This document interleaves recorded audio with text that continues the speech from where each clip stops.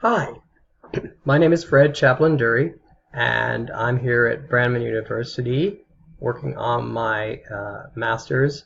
I'm getting a MFT, marriage family therapist.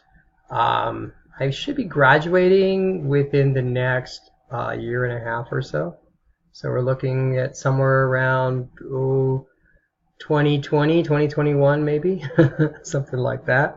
Um, my degree, once I get my degree, I hope to advance in my current profession. I work as a substance abuse counselor, and my hope is to eventually shift over to therapist at my facility that I work at.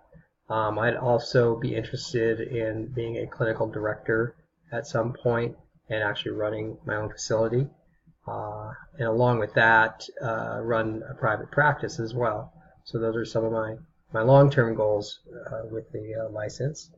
And what I hope to get out of the course, I'm always looking for new methods to add to my, to my style and new theories to work with.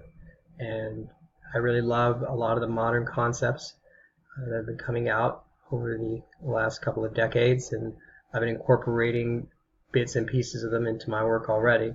So I feel like this is sort of taking things to the next step.